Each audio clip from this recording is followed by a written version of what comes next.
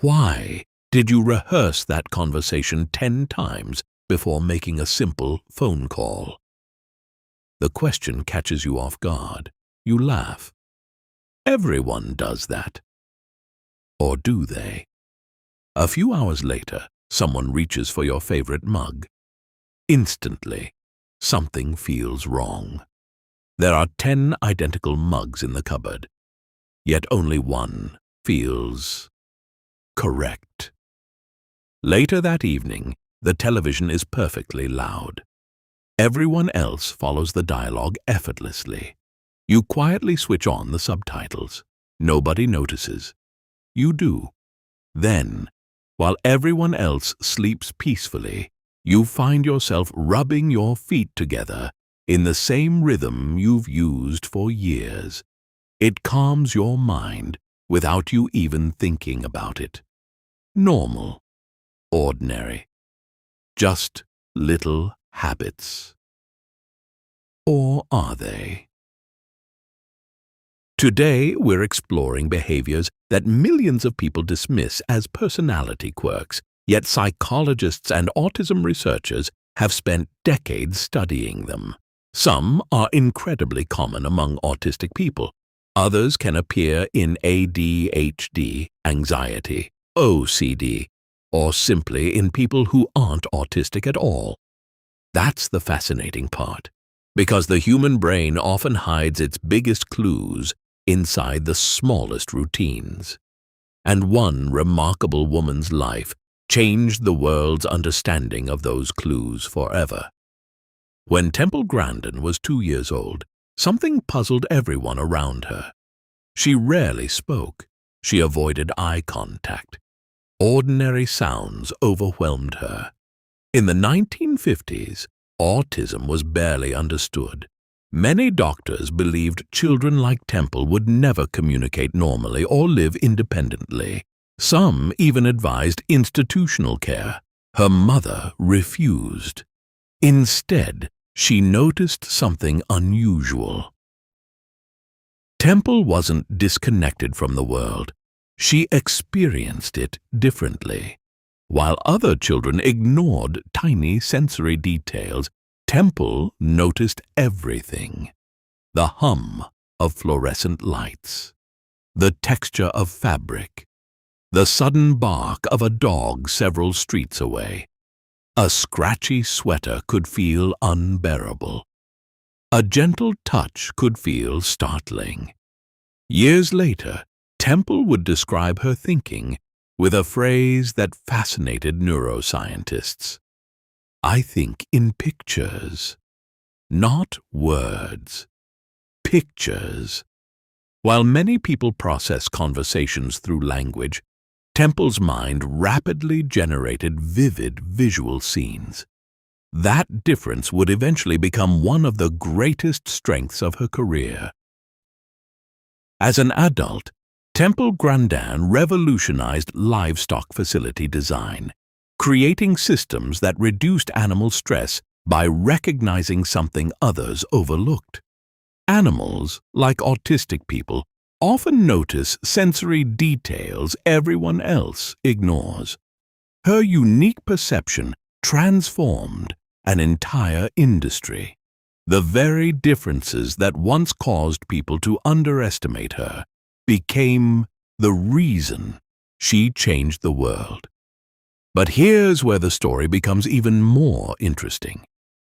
Temple later explained that everyday social interaction often felt like visiting a foreign country without knowing the language. Not because she lacked intelligence, because social rules seemed invisible. Most people instinctively know when to interrupt, when to smile, when someone is joking, or when small talk has quietly ended. Many autistic people don't naturally absorb these unwritten rules. Instead, they study them, almost like actors learning a script. Psychologists sometimes refer to this as social scripting or masking. Masking doesn't mean pretending to be someone else. It means consciously learning behaviors that many people perform automatically. Someone may mentally rehearse ordering coffee, practice introducing themselves, replay yesterday's conversation repeatedly, prepare several possible responses before entering a meeting. From the outside, everything appears effortless. Inside, an enormous amount of mental energy is being used. That doesn't automatically mean someone is autistic.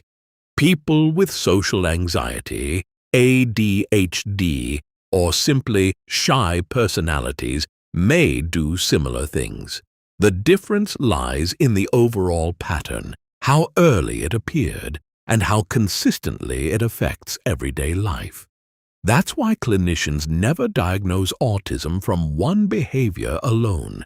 They look at the whole picture, and sometimes that picture begins with something surprisingly ordinary: a fork. Yes, a fork. We'll explore why an everyday kitchen utensil can reveal something extraordinary about how the brain seeks predictability in the next part.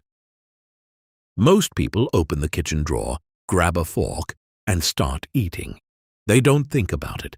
Any fork will do. But for some people, that's not how the experience feels. There may be 10 forks in the drawer that look almost identical, yet one of them simply feels right. Someone else picks it up, and an uncomfortable feeling appears almost instantly. It's difficult to explain because it isn't really about the fork. It's about something much deeper. That tiny moment opens a window into one of the defining characteristics of autism: the brain's powerful drive for predictability. Grandin often described uncertainty as mentally exhausting. She wasn't trying to control other people. She was trying to reduce the endless stream of unexpected information flooding her brain. Researchers now understand that many autistic people don't necessarily dislike change itself. They often find unpredictable change unusually demanding. The brain is constantly trying to answer one question: what happens next?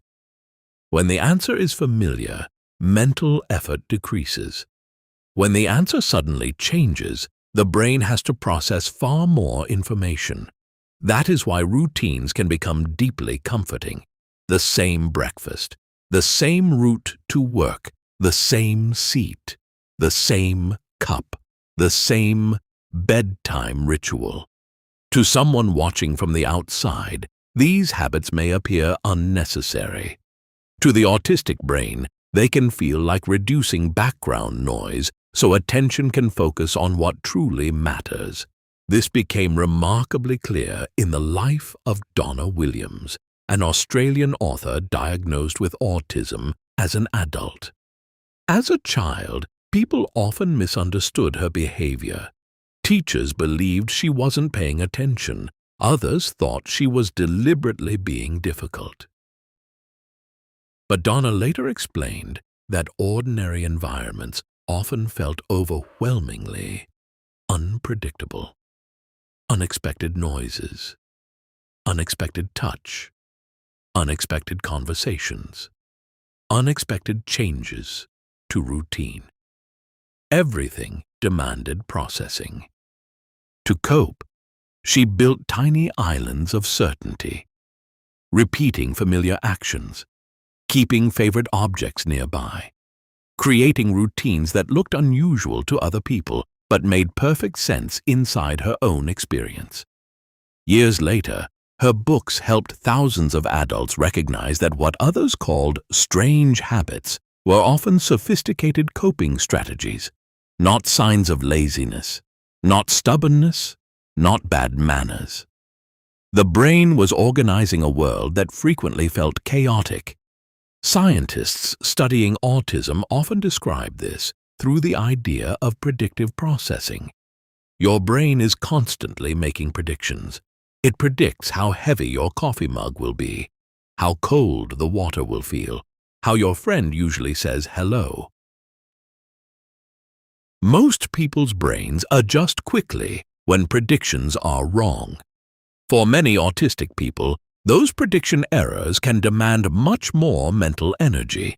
That's one reason routines become valuable.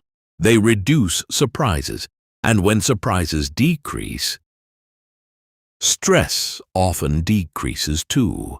Now consider something that seems even smaller. Ordering food. Many people walk into a cafe, glance at the menu, and decide within seconds. Others rehearse the order repeatedly before they even enter. Medium latte.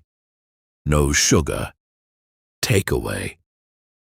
They quietly repeat the sentence several times, not because they don't know what they want, because they're preparing for every possible response. What size? Anything else? Cash or card? Each possibility is mentally rehearsed before it happens. This isn't simply memorizing words, it's preparing for uncertainty. Many autistic adults describe doing this since childhood without ever realizing other people weren't doing the same thing. Some even rehearse telephone conversations hours beforehand. Others mentally replay conversations for days afterwards, analyzing every sentence. Again, none of these behaviors alone means someone is autistic. People experiencing anxiety may do exactly the same thing. The difference lies in the broader developmental pattern that trained clinicians evaluate. Here's something fascinating. Many autistic adults receive a diagnosis only in their 30s, 40s, or even later. Why? Because they became exceptionally good at hiding their differences. Psychologists call this masking. Masking can involve copying facial expressions, practicing eye contact, learning jokes by observation,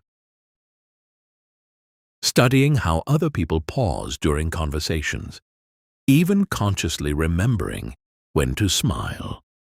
Over time, it becomes so automatic that many people don't realize they're doing it. From the outside, they appear socially comfortable. Inside, they're mentally performing hundreds of calculations that others rarely notice. And that constant effort can become exhausting.